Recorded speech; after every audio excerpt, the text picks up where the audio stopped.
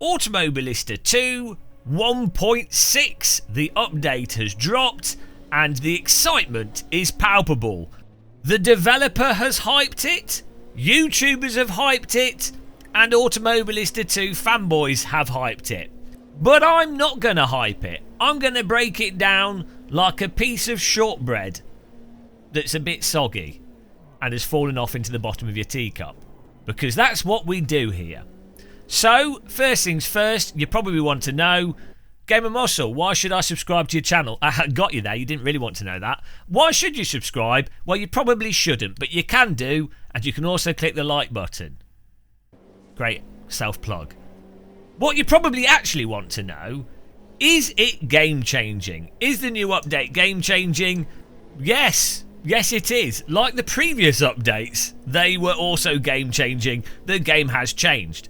Now, I know how this works. If I say the critical stuff and I'm a bit negative at this point in the video, those of you that are fanboys and that have breathed in the nectar of positivity over the last 4 or 5 months and lavishing it all over your body, rubbing in all that physics words and stuff, and you guys, you'll get upset if I'm critical and say the negatives. So I'm going to start by saying what they've done really good and what's really improved. The freshly brewed Yorkshire tea bag components of what's happened with this update. I'm going to say the good bits first so that I've buttered you guys up, and hopefully you'll then be ready for the bad bits. A bit of physics game Automobilista 2 foreplay, if you will. So the good things that have happened is that you'll find the newer updated cars, especially the LMP2 car, a bunch of the GT3 cars, you will find that they don't exhibit as much of that mega hovercrafty, apparently driving on snow behaviour as many of the cars did previously. You'll also find that you can drive a lot more on the brake pedal and the accelerator as opposed to being forced to drive on the steering wheel. A common issue with Automobilista 2, and this is also Project Cars 2, and I think it's a SETA tyre model or Madness Engine physics thing, a common issue was you would just welly the car in and then recover it with the steering wheel, and everything went and it was all good. And it was also faster to just drive your car with mega ridiculous slip angle, and it was also faster to actually get on the throttle before you'd even apexed. Before you got halfway through the corner, you get on the throttle super early, and that would give you like magical grip that you could then use the rear end coming out and the magical front end grip of the steering wheel to power through those corners and drive in an absolutely ludicrous way. That I mean, it'd be fun if some cars drove like that, but it's probably not that realistic. So that, with a bunch of the new cars, has gone. They're way more balanced to drive, and I think require a much more natural and normal way to drive them, and as a result I think they're way more satisfying to drive. It's really rewarding positioning a vehicle on the pedals, using the brake pedal to trail brake through the corner, having good analog control of how much you're tightening the radius with the brake pedal, and then getting the timing right of where you get onto the throttle pedal, and again modulating the throttle pedal and then making some little corrections with the steering wheel. It's really satisfying having to calculate that kind of slide and using the pedals more so than just directly pointing things with the steering wheel. So that is quite a significant improvement, and must be terrible for fans of AMS2 because they're improvements that are in line with the critique I had previously, though I was told I didn't know what I was talking about. So I don't know how they're going to process that the bold git might have had a good idea on these things. But it doesn't matter. If it's got better, it's got better. And I also think if you're not necessarily an AMS2 fan, you would welcome those improvements as well, because they're generally what you'd expect a vehicle to behave like, and what I think sim racers are generally looking for. Now, we're not going into the negatives yet, guys. We're still staying positive on this. So another big positive is that from our 7 hours so far with this new update, the audio, that might seem like a small thing, but I think the audio seems to just generally be a bit more polished across the board with a whole bunch of the cars that we jumped into, newer cars, and just all the stuff we experienced, the general audio quality was really quite nice. Now, I'm not saying it's got the best audio of all the simulators out there, but it was just nice, very polished audio. It's its own style of audio that's AMS2 audio, but in the past, playing AMS2, some cars had some weird like hiccups in the engine sound, or the loop wasn't perfect, and everything that we drove recently all sounded nice. The RPMs lining up nicely, and no weird like looping behaviours, and some really nice like pops and other sounds going on. So all the engine sounds, I think, are really nice and polished. And you do find, and you will see, that there's just like a really good air of polish with AMS2 now. It's been out for like 4 years, I think, and with that, and this is one of the reasons why I do actually really like iRacer and respect them as a developer, they have just kept polishing stuff, and you see that polish, and the game just runs better, generally speaking. It's more seamless. We're not having weird like stops and pauses when we've gone from multiplayer race to another session. We didn't have any crashes whilst we were live streaming. It's 7 hours. We didn't have a single crash. Microsoft Flight Sim can only manage 10 minutes. If you go from outside view to cockpit, it's a crash. And Project Cars 2 and earlier versions of AMS2 would be quite unstable with quite a lot of crashes, though the game is now way smoother to just play. Another thing worth pointing out as well, all the car models are absolutely fantastic. The track models, the environmental details, it's really high quality. Like the actual sheer detail of everything, the textures, all that sort of things that you kind of take for granted now, because Sims actually, most of the Sims look really nice. It all just looks really good. I'm not sure if it's the best looking Sim on the market, but it's certainly up there with certain tracks, and where it does massively shine is how nice it looks. Car model details, lights, track details, whilst running incredibly well. This is also, for me, AMS2 is the best driving game you can play on the Steam Deck, and one of the few more realistic driving games that runs on a Steam Deck. But playing it on our PC with a 3080 Ti, and you can have like 20 plus cars, day, night, all this rain or whatever going on, and you're hitting 120 FPS, 4K, AA maxed out, graphics really high, and it just runs so well, and that is so refreshing. And again, it doesn't have stupid temporal AA and blurry DLSS and all that crap that you get from deferred rendering engines. So it looks great whilst running absolutely fantastically, and it's worth saying that. And I think over time as well, the new content, new cars, new tracks all really keep that high level of 3D models and graphical quality whilst having it run well. Which is also leads on to, if you've got a VR headset, you're going to play in VR, a racing game in VR, then this is a great game to experience VR. It will likely run better than most Sims, especially without fiddling, and high frame rates with these crisp graphics, without TAA, you know, proper MSAA. It will look great in VR, it will run great in VR, and that is probably one of the biggest selling points of this game if you're someone that likes to play in VR. Additionally, it's worth saying as well, though the AI is not perfect, it is still a bit weird. The start of the race, they will bunch up.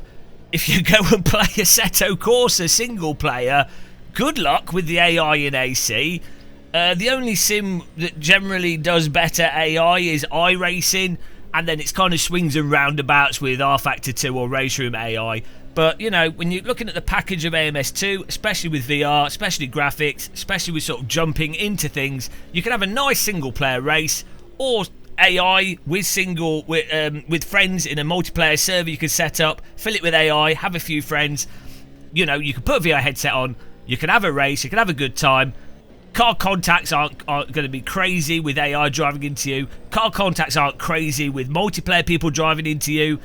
You can generally just have a really good time with it. It's a really nice, generally polished simulator. I think it's a really good way of putting it, and it's all out of the box.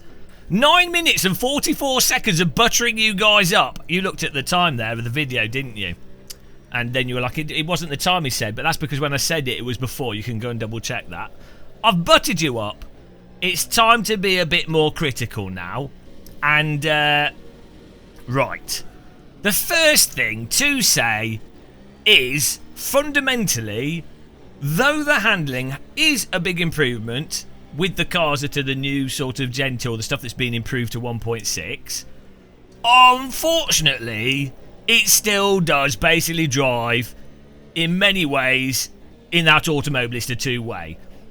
I think the cars, as I say, they're more balanced, and you do drive from the pedals, more balanced with the steering wheel, and they tend to crab walk and understeer if you give it too much throttle rather than just rotating on the centre. So that is a really big improvement in the physics. But they just have that vague, non-bitey characteristic on the road surface. And what you really notice, if you go from AMS2 to AC1 side by side, or AMS2 and Race Room, or AMS2 and some other sims, what you notice is that everything seems to be happening in slow motion in Automobilista 2, and also the speed at which the car steps out or loses grip is really sluggish and doesn't require you to really be that quick to snap it back. It's all like drawn out. It's all happening over like a much wider space, and it doesn't really require you to have that snappy, quick input correction that you get with AC1 and AMS1, which don't get me wrong, in some ways, AMS1 especially, in some ways it's a bit overactive. There's many scenarios where the cars just lose it in a really snappy, weird way, but it's kind of just a bit vague in its grip. With real slick tyres, I know some of you are shutting down now because you're like, how can this guy know what real slick tyres are like just from a few passenger laps in a Radical and driving a few cars at low speed on racetracks with various tyres?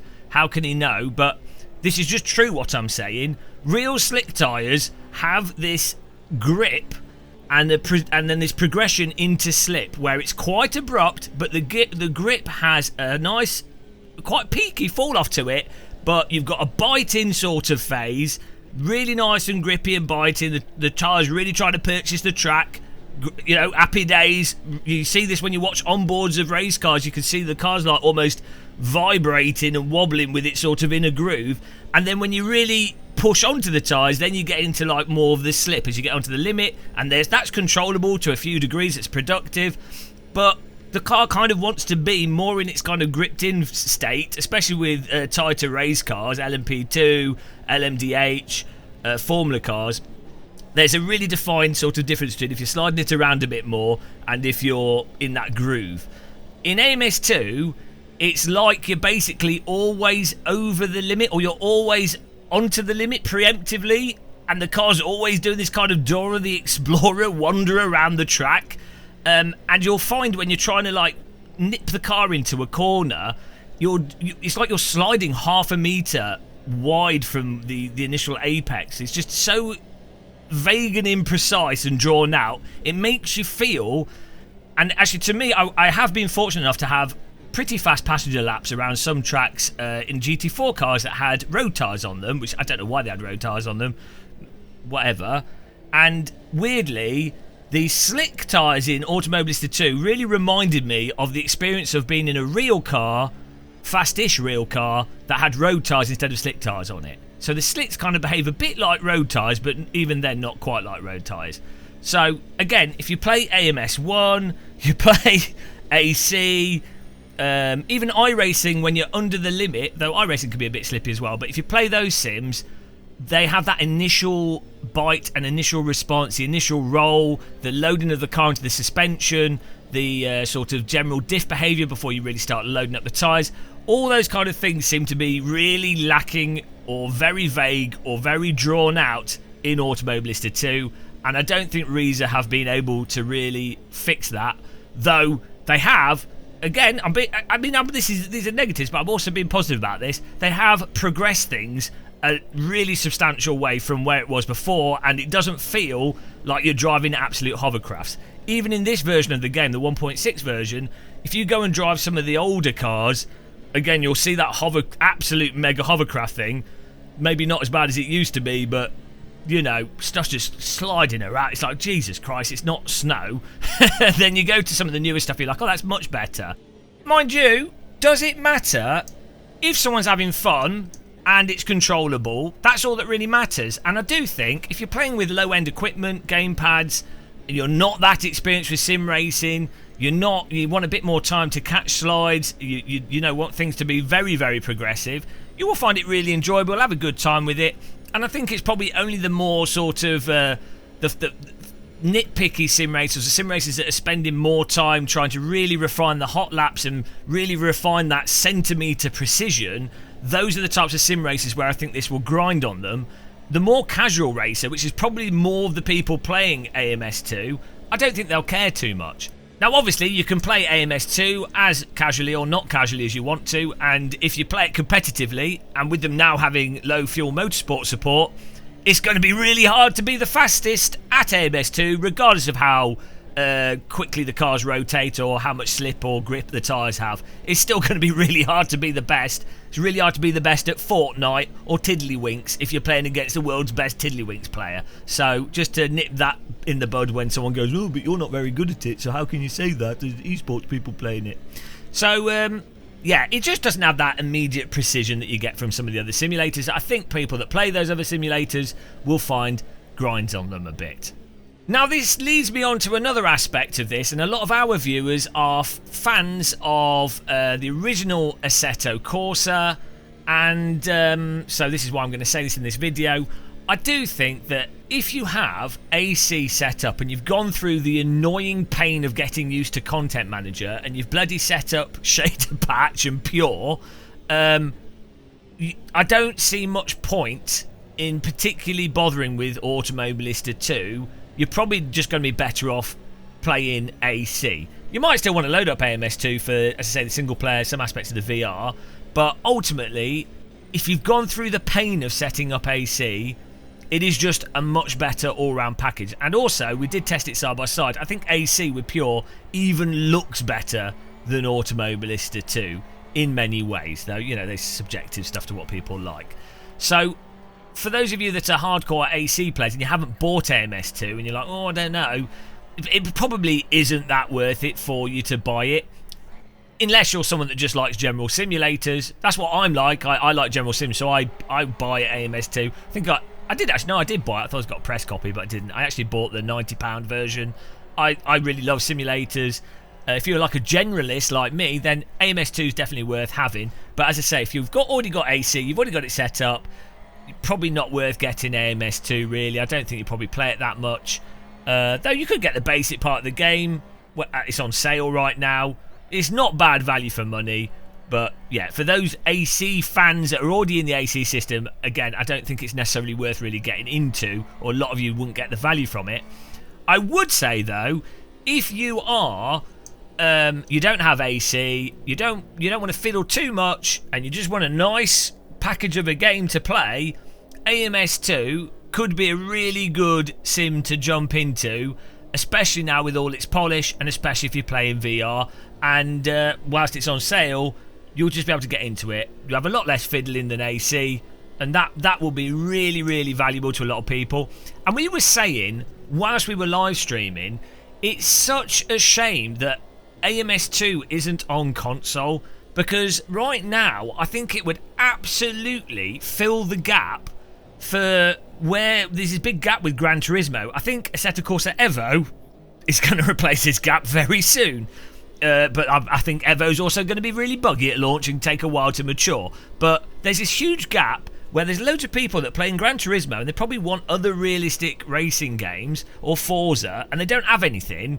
So it would just be really nice for AMS2 to be on console. And on that note, I find AMS2 just drives so much better than Forza and Gran Turismo. And I don't mean that as like a diss to AMS2 saying, oh, well, you know, it's bad, worse than the other Sims, but better than those other games. The point is, if it was on console, it would absolutely whip those other Sims, like the frame rate of it, the performance of it, but the handling and the force feedback detail. The force feedback is actually really nice in Automobilista 2, really tells you what's going on. It's a super easy sim to drive in many ways as well, so that really helps. So, you know, that's kind of like the biggest rundown. I do have actually you thought we'd gone with the physics there. We do have a big physics complaint that you should be aware of. God knows, if you got this far in the video, say my forehead is bruised from slapping it with a fish, in the comment section if you want to. You've got nothing else better to do with time. Definitely though, sadly, unfortunately, it does still have that braking issue that Project Cars 2 and all versions of AMS2 has had. They've reduced it massively, but the issue is that you'll be totally fine through a whole race and many corners, and then you do one corner and you must just like brake slightly too hard or turn slightly too much, or just, I don't know, but the brakes, the rear just goes. Especially happens on low speed corners, and it's just really weirdly inconsistent. It's like the tyres were randomly just too hot, or it's as if you randomly move the brake bias too far back. Which, you obviously the tyres in this game are way more dynamic than what you find in other simulators, so you do have to be careful from riding on them and pushing them too much, and that causing the tyres to be worse than what you'd otherwise expect. And I do welcome that dynamic nature of the tyres. I think that's actually quite a nice thing in many ways, but still, there is just this weird low-speed sort of auto-bin braking thing that happens, and it can also be really hard when you are braking to avoid the both rears locking up, and then the grip just doesn't come back. You come off the brake, and especially at low speed, you just can't get the grip to come back. At higher speed and with cars with more downforce, it's not really that much of an issue, but it still just seems to happen where the rears snag for no real apparent obvious reason. As I say, you could be doing like a whole race, and then it's just like one lap in that race happens, and you're like, hang on, there was no real warning for that. It's just really weird. So I know the fanboys will be like, oh well, it's because the tyres warm. As I say, they'll go, oh, it's the tyre complexity. They'll make an argument from the complexity. But I'm telling you, this has been Project Cars 2, and it's always been in AMS2. It's a lot less worse now. It used to be previously that you would, when you were trying to brake really close to the limit and balance things, the risk of binning it on the brakes was really, really high. It's got a lot better, but there's a weird thing going on there. So that's good to be aware of. Right. So is it a game changer? As the titles will probably have said on YouTube thumbnails. As I say, it's always a game changer. It's such a stupid title that people use for technology and things. I can't believe how dumb it is. And the thing is, as a form of hyperbole, game changer is great. For example, when you get like the force feedback joystick we've got, genuinely is a game changer. It completely changes flight sims. It is an absolute game changer. Or if you brought in-game ranking to like R Factor 2, that is an absolute game changer. Like how LMU works and stuff. That really does change that game. A progressive update to physics that still basically in many ways operated the same way as it did before, but it being slightly improved, it's probably not a game changer. But it makes people happy, and it gets clicks, so it's all good.